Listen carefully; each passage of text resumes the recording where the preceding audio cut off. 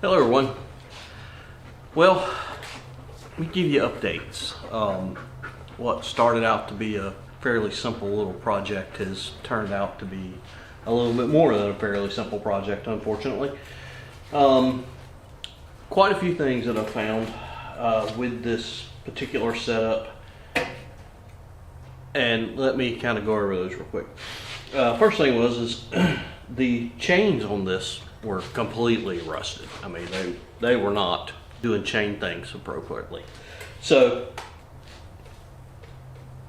ordered new chains, ordered a new carburetor because it was just easier to do that for the amount of money that they charge for these things. Yeah, so I did that. Waiting on that to come in, I pulled the clutch off. Well, the clutch was seized, so, let's just clean it up. Let's get it working. Took it all apart, which was a chore in itself because it was rusted together, and I mean rusted together. So then we removed the unit from the cart, and when I did that, I found out that the chain adjuster here was actually broke. It was broke like in here. Just order another chain adjuster. Yeah, not available right now. Out of stock. Everybody's out of stock. Okay, I'll run down to the local hardware store, pick up a couple of bolts. We'll fix that, no problem. During the meantime, I was actually able to see that the head of this bolt here was broke off. The threads on this end here were stripped. That was not going to work. So what did we do? Oh, here's what we did. I went on to McMaster-Carr, and I found a bolt the appropriate length. In case you're wondering, this is a 10 millimeter bolt, 220 millimeters long. Then I ordered a pack of these, and actually right there's the part number. These are 10 millimeter by 65. These are the ones that I ended up using for the chain adjuster. And the reason why I ended up going that route was I could not find anything here locally. Yeah. So, pressed the bushing out, welded these two bolts on. We've got that fixed. Put the new chains on it. That was all great. Put the new carburetor on it. Fired up, purred like a kitten. Everything worked like it was supposed to. As you can see, the clutch is off. It does not do clutch things at all. Let's come back over to the bench over here and I'll show you what we're going to do to rectify that. So this is what I did to rectify our clutch situation. I don't think there's anything wrong with the CVT on the rear, but just to be on the safe side, I got a new one. So we're going to put this one on. Like I said, I don't really think there's too many problems with the one that's on there, but I don't know. And there's been so many unknowns already. Let's just fix it. And then here's the clutch. And the clutch comes with a new belt. I keep calling it a clutch, but it's a CVT. This is supposed to actually be a better setup. Supposed to come in a little smoother, supposed to come in a little bit quicker, that kind of stuff. So we'll see how much truth there is in that, but I think overall this is going to be a nice addition. Unfortunately, this stuff does not come with any instructions, so if you're not completely savvy with how this stuff actually works and goes on, do a lot of research, because that's what I'm going to do, because I'm not completely savvy myself, but I want to make sure everything goes together right. I know the biggest thing is to make sure this face of this pulley lines up with this face of this pulley. And if you look and pay close attention, it's flat on one side, it's tapered on the other.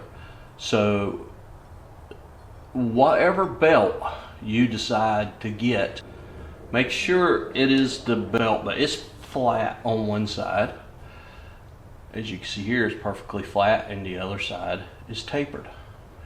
make sure when you put this belt on, you put it on the correct way. Flat side to the flat side, and the tapered side to the tapered side. And this comes with a couple shims so that when we put all this stuff on, we can make sure that these two things here are perfectly aligned. So when it's on there, it should be like so. I gotta get this wheel off so I can get an impact and a socket on this to get this drive off. So you can see I've already got the clutch off where I've been fighting with that. But anyway, these things are on there. Yeah, let's make sure we clean that off and we put some anti-seize back on it.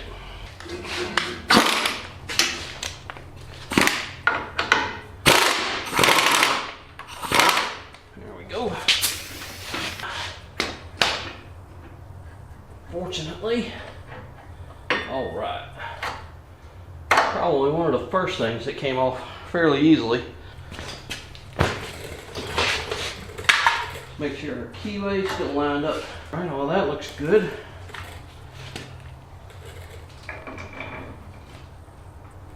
Thankfully, I got the right size, so that's awesome. We're gonna put this on. Tighten this down. Are there torque specs? Probably. Am I gonna look for them? Not on your life. A couple of ugga-duggas, and I think we'll be okay. Do not hold these things with your bare hands as far as on this pulley. Even though it feels smooth and feels like there's no issues, there can definitely be a sharp edge on there that will slice you open if you're not careful. So before we get to doing the last ugga-dugga or two, and there we go. I think we'll be good there. It's not coming back off. So now let's get the other one. I want to check my alignment. So what I want to do is slide this on and check my alignment. And man, I think I'm spot on with that. I mean, we could put a straight edge on it and see. That's fine. Just something that is pretty straight, and usually a good metal ruler is a good indication.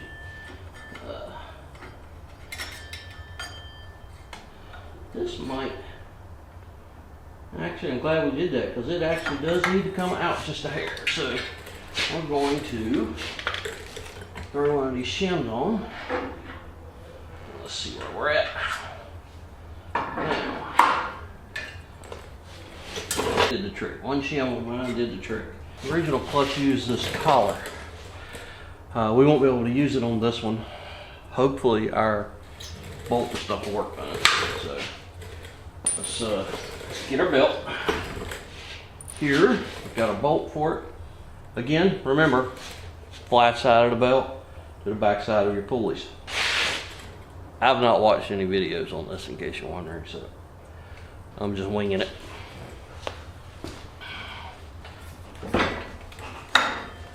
Okay, hey, it even got arrows and stuff on here to tell you this side to the engine, so that's nice.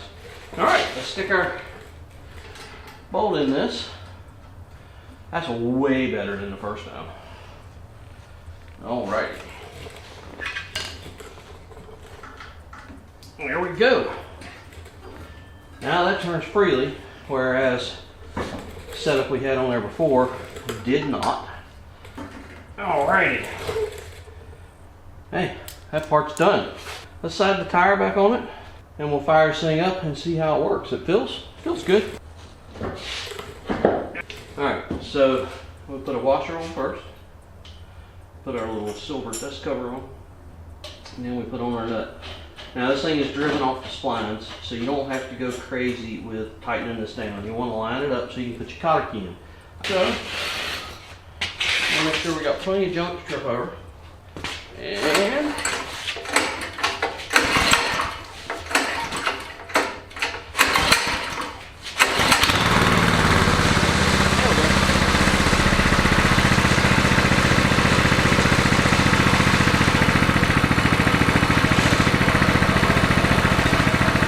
obviously we have a little bit of freeload